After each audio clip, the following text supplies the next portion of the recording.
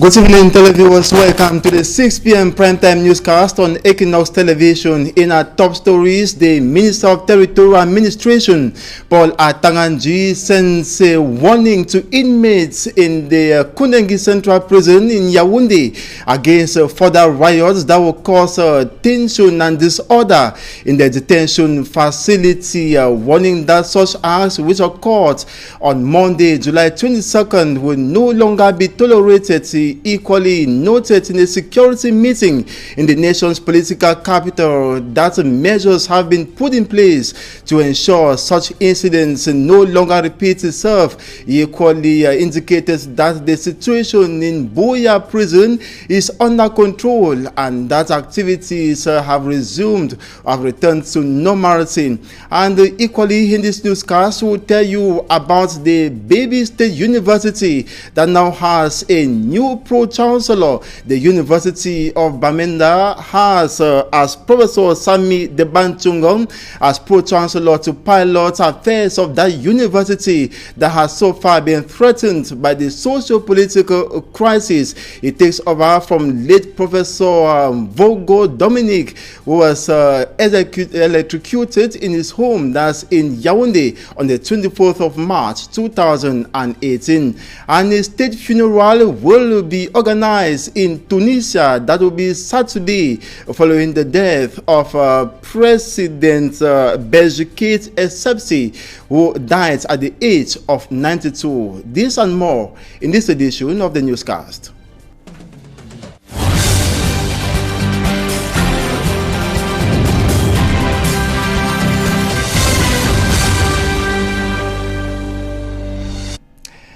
Once again, good evening to you. Welcome. This is the 6 p.m. primetime newscast on Equinox Television, where we are broadcasting live from Douala, the nation's economic capital.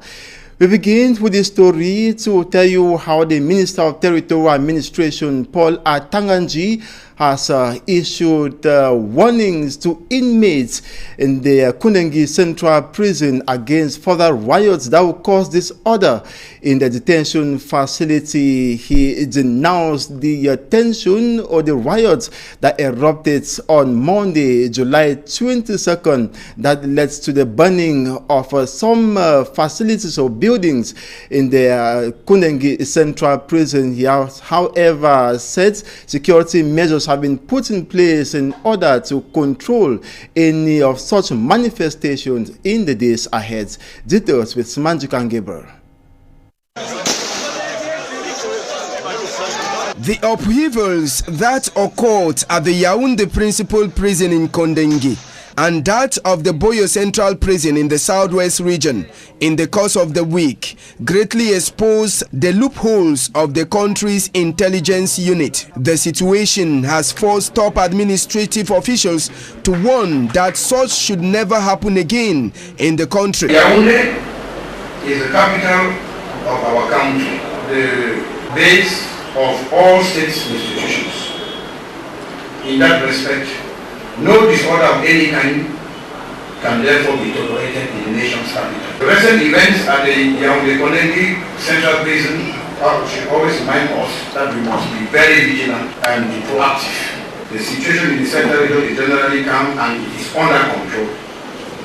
People are going about their daily activities, peacefully, and the coexistence between the various sociological components is satisfactory. It was an opportunity for the Territorial Administration Boards to urge the different administrative authorities to get information at the right time that such a situation won't repeat itself again. I therefore recommend that the administrative authorities under the command of the governor of the region should use all legal channels for strategic information gathering, and that would lead to timely neutralization of any conspiracy against Republican institutions. With the October 2018 presidential elections already history, political parties causing trouble in the country were also warned. No political party should use the pretext of the presidential elections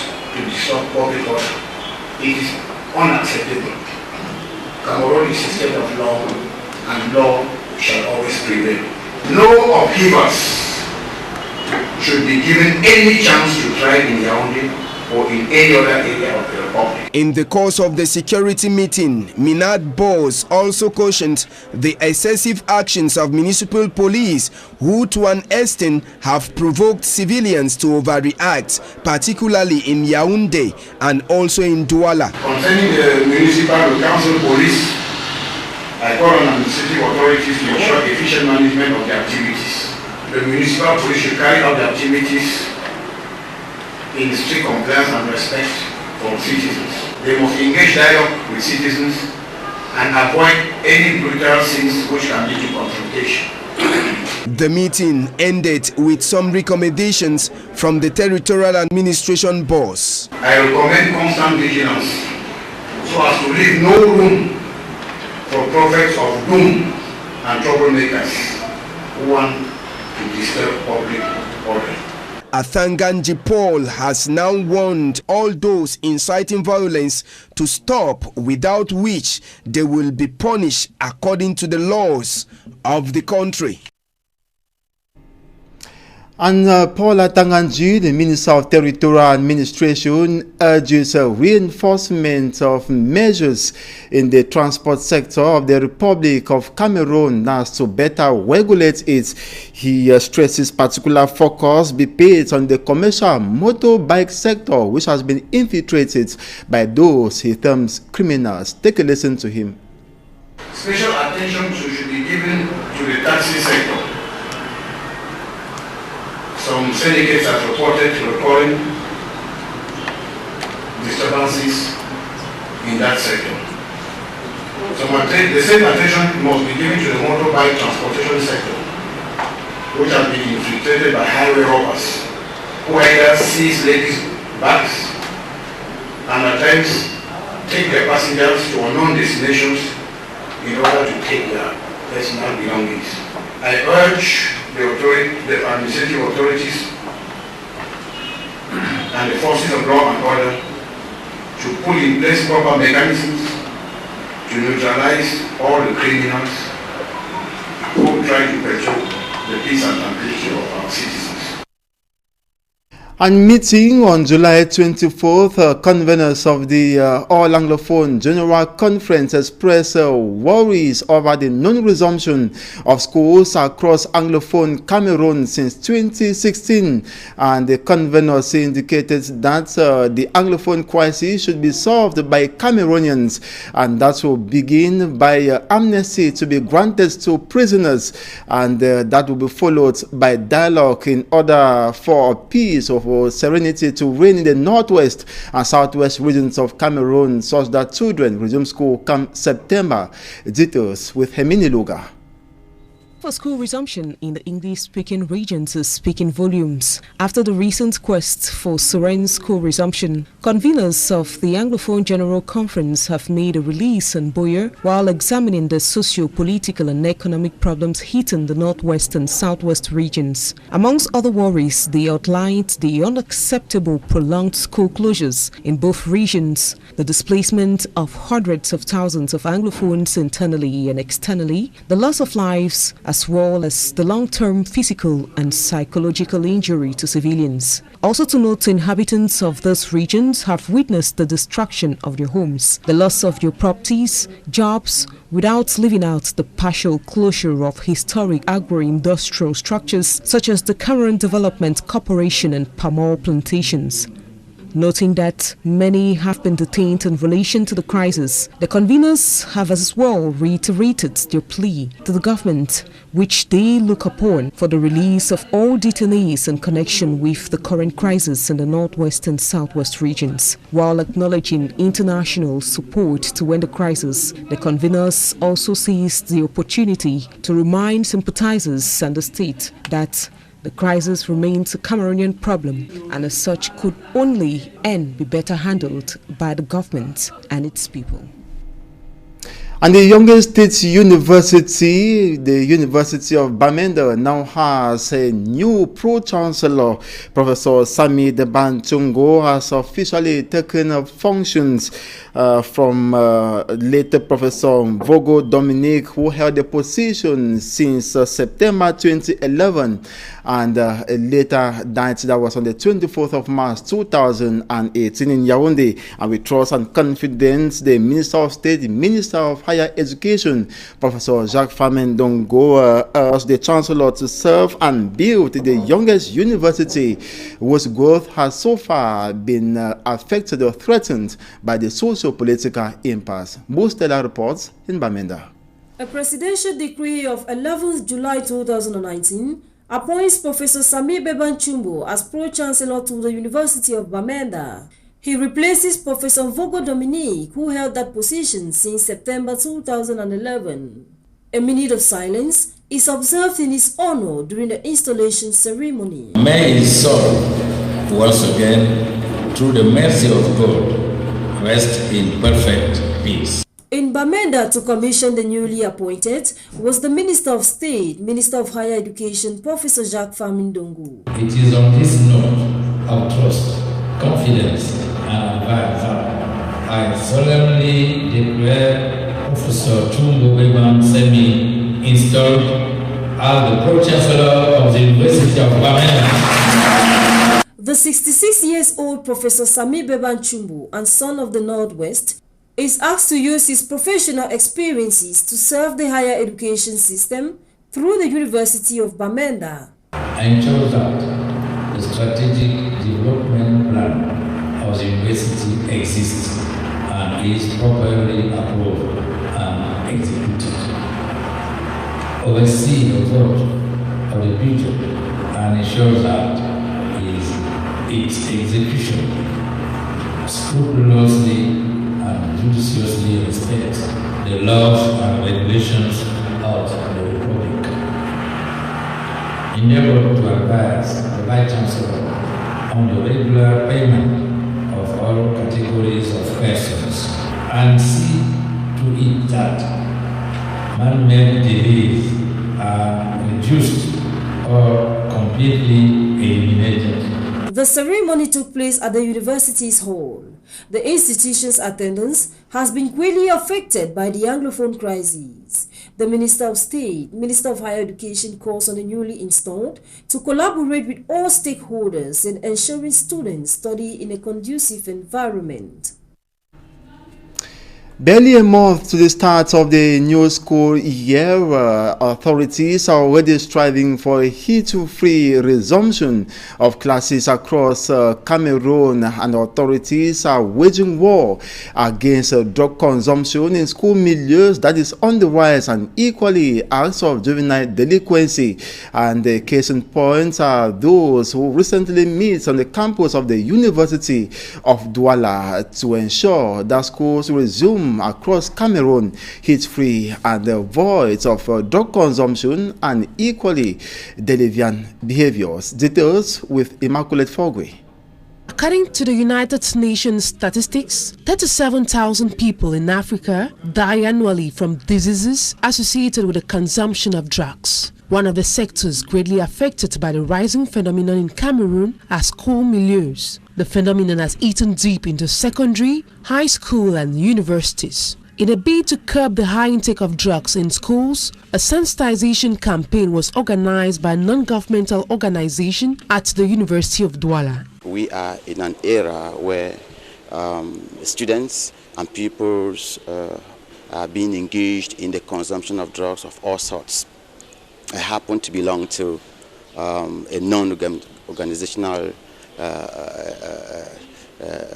a non-governmental organization known as CAMNA4, which I head in the Littoral region, okay, which fights against sexually transmissible diseases, which fights against unwanted pregnancy, which educate youths about their sexual life and so on. But not only that, but which also sensitizes youths about the non-consumption of drugs, which is one of the greatest ills that we have in our community today. He says the choice of the University of Douala is to get the opinion of these youths on how they could possibly halt the consumption of these drugs. So organizing this kind of conference at the university milieu is very welcome because the youths are going to be sensitized about the non-consumption of drugs, and some of them who might have been led or who are going to be led by others are going to restrain from it.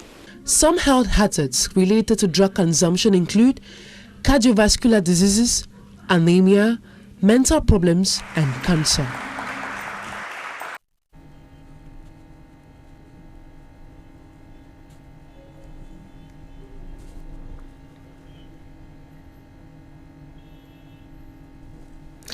At least 9 shops have been ravaged by flames at the Cité de Palmier market here in Douala, Littoral region, with enormous material loss. The divisional officer for Douala 5, who visited the incident site this afternoon, was informed that the fire broke out last night, breaking Friday at about 3:30 a.m. This is the second fire incident in the Cité de Palmier market in Douala in less than 6 months. Traders who complain of enormous damages point accusing fingers at poor electrification. And now we talk about the recurrent floods recorded in the city of Douala during heavy rainfalls and at the east entrance into the economic capital, notably Bonaberry. Inundation was order of the day, hindering circulation, and road users have blamed the inundation on blocked gutters and equally poor drainage channels constructed. For me, Armstrong Sanda reports.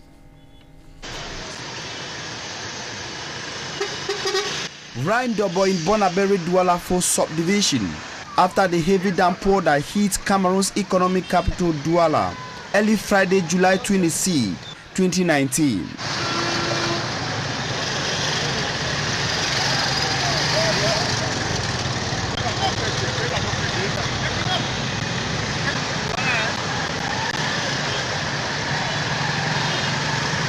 This stretch of road that is part of the celebrated completion work on the east entryway into the city of Douala is less than 1 year old. Huge sum of money was adopted for this project, but you can see the outcome yourself. We need change.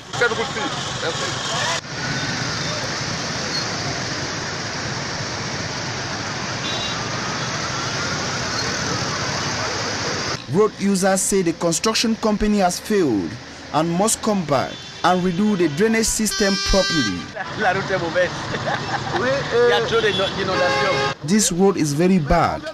The road has not yet been officially handed over. Let Satom come back and redo the drainage. Others on their part blame municipal and administrative officials for what they qualify as giving a blind eye to the faulty works of the road construction company. And some economic stakeholders within the CEMAC zone have met in the economic capital Douala to discuss possible situations to some of the obstacles faced by the transporters on highways linking the 6 CEMAC countries. Immaculate Fogwe was part of that meeting. Since Gabon and Equatorial Guinea agreed to enter the free movement policy of the Central African Economic and Monetary Community (CEMAC), the free circulation of people and goods across the borders within the sub-region has been a reality, but a reality plagued with several challenges as transporters have to brave a thick wall of obstacles from one country to the other. The syndicate of transport, the syndicate of transfer, they have many problems. To make sure that the product came from Cameroon to Chad is very big problem for there. So we have to resolve all that problem with the CEMAC zone. That we can say today. We hope that we will reach. Hope is necessary to go ahead. The obstacles to the free and smooth movement of people and goods within the CEMAC zone and possible solutions were examined by economic stakeholders in a meeting with the CEMAC commissioner in charge of the regional market at Cameroon's Chamber of Trade in Douala on Friday. Let's say, first of all, the taxation. So there's a differentiation Normally, we should have the same taxation for products that are from the economical CEMAC zone, but unfortunately, there are some countries where products coming from out of the CEMAC zone are not normally, how can I say, taxed. So that's the issue. Another issue is the transportation. So we have a lot of extra costs. Implement the free circulation of goods and people within the CEMAC zone. Considering that everything depends largely on political will, the transporters are urging political leaders of CEMAC member countries to take the necessary decisions and actions that will remove the numerous obstacles on the highways linking the 6 countries in a bid to enhance trade in the sub-region. And in news out of Cameroon, official information from the Tunisian Prime Ministry says a large state funeral will be held this Saturday, July 27, 2019, to pay homage to President Béji Essebsi, who died Thursday. Meantime, condolence messages continue to be sent to Tunis, from what leaders like President Paul Biya, who through a telegraph expressed his heartfelt condolence to the entire Tunisia, Libya, Algeria, and Mauritania have announced 3 days of national mourning. The state funeral, Tunisia's Prime Minister said, will begin at 11 a.m. at the Carthage Palace and go to Tunis Jelas Cemetery. The Prime Minister also said the several heads of states will be attending the funeral due to the high profile and esteem many held President Essebsi in throughout the world, especially in Europe and Arab countries. Prime Minister Youssef Chahed exhorted the population to show solidarity and unity to get over differences in these difficult circumstances. Meantime, Tunisia's next election was originally set for November 17, 2019, but is being rescheduled after the death of President Béji Essebsi at the age of 92. The Electoral Commission is meeting today to confirm the holding the first round of presidential election September 15. That's it for this first segment of the newscast. Up next is Talking Point.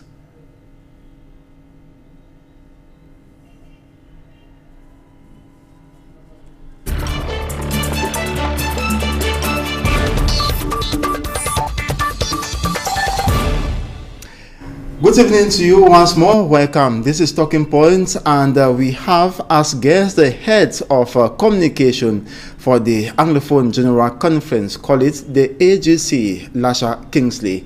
Lasha Kingsley, good evening and welcome. Good evening, Innocent Aze. Good evening, televiewers of Equinox Television. I'm honored for this opportunity you've given me to school the Cameroonian people about what we at the AGC have been doing. So how is the AGC today? AGC is up and kicking, contrary to reports or news circulating by certain individuals that the government has banned our activities. But so we're still very active. We are very active. Okay, recently the AGC conversed in Boya, and they talk about school resumption, just like you had in our report. Yeah. School resumption that have not been effective in Anglophone Cameroon since 2016. It's only but normal, as we know, is for the past 4 years now. We've not had our kids in those 2 English-speaking regions of the country. They are not going to school. Those who are privileged to take their children across the Mongo, what about the other people who don't have that kind of means to be able to ship their children across the Mongo? You can imagine the misery. Just imagine 4 years without going to school. I think the pain, it is unacceptable by any person, any rational being to want to keep the kids in the house for a 4th straight consecutive academic year. But there is this campaign for back to school, and the AGC conveners of the All Anglophone General Conference are equally promoting the fact that children should go to school in this tense situation. Yeah, that's a more reason why. That's a more reason why we said in latest media reports or media release that the problem must be solved by Cameroonians. All right, the problem must be solved by Cameroonians. How?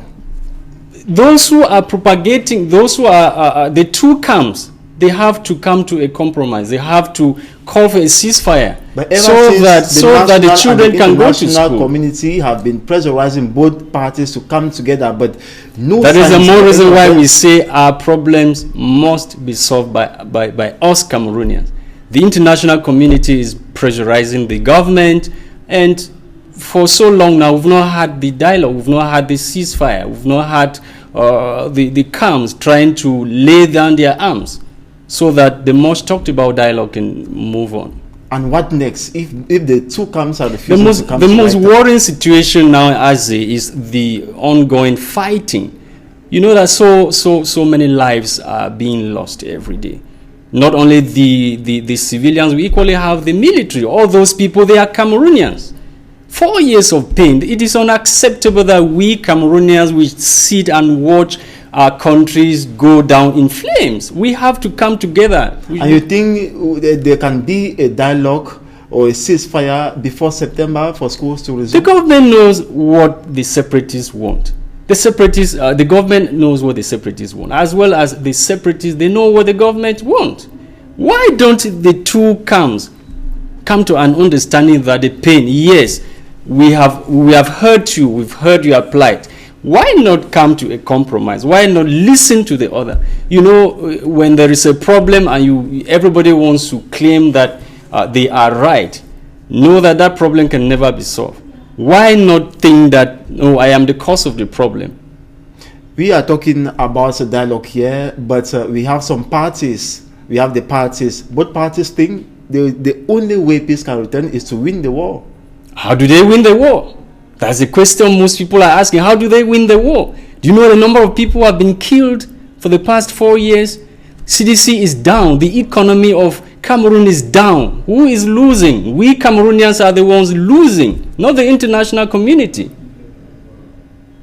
Yeah. And now we equally have not only the effects on the economic parts, but equally on persons who are from the north and southwest regions and now find themselves maybe in other French-speaking regions. Equally children who today find them in streets. If you want to know the pains through which Cameroonians are, the pains that Cameroonians are going through, just visit some of Anglophones' brothers. You discover that you have people like 24 in a room, living in a room. They don't even have what to feed themselves.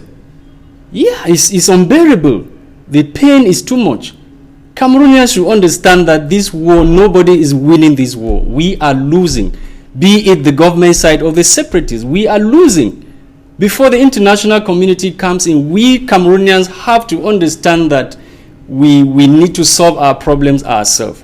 By coming to a compromise, by saying, okay, by evaluating the damage, the untold damage that this war has brought on us, the Cameroonians. And to the agency, is the international community needed?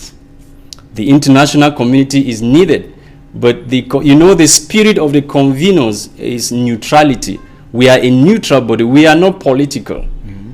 Some people think that we should come out openly and condemn the government or support the separatists or the government. No, that is not what we are out for. The spirit of the conveners is to make sure that peace return to the two English-speaking regions of the country. What do you expect from the international community then? The international community should just be a watchdog to watch over us resolving our problems. But if you look on the part of separatists that are rather depending on the international community, it's a fat lie. Why the government? It's a fat lie. The government will rather criticize acts of the international community interfering. They are not depending on the international. They are not depending on the international community. It should be recalled before. Probably you don't know that our coordinator and spokesperson for the conveners, Mr. Ellis Smith, which I respect, mm-hmm. He has done a lot of groundwork. He has contacted. He has been to the diaspora several times, and he has spoken to these separatists. He has equally gone to the government. He has met with people in the government circle, and it is clear. Let us solve our problem. The government knows what the separatists want, and as well as the separatists, they know what the government wants. Why not stop the war now and start reconstructing our country? And then there's equally this particular issue I want us to talk about is the recent riots in the Kunengi Central Prison. You have prisoners who were protesting against poor living conditions in the detention facility. How does the agency, how did the agency embrace this? You know, this fall in line with our July 25th media release, which we reiterated that government should release all those detained in connection to the ongoing socio-political upheavals in the two English-speaking regions of the country, as well as discontinued all legal proceeding or court cases against people who are being tried in connection to the crisis. You know, there are people who have lengthy detention period in these prisons, and their conditions are not the best. It's only but normal that they should riot. And I think if the government listens to our plea and release these people, I bet you the thematic or the debate will change. And some are equally thinking that there should be a complete freedom such that the prison will be decongested and equally for living standards to ameliorate in order for these riots to stop. That is not the concern of the agency. The agency is concerned about the way forward. And we have stated clearly in our concept paper.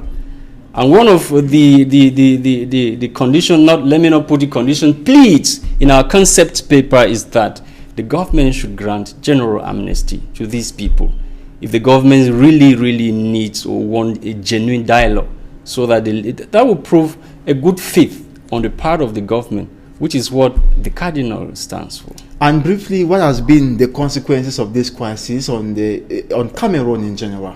It is stemming from the social, the economic. In short, it is enormous. It is enormous, and it is high time Cameroonians started thinking of sitting on the dialogue table to be able to resolve their problem. And lastly, before you go, many are hoping that the agency actually holds. Many people believe that it's coming soon. The agency is coming soon. We have the date, but we are not going to let the cat out of the bag.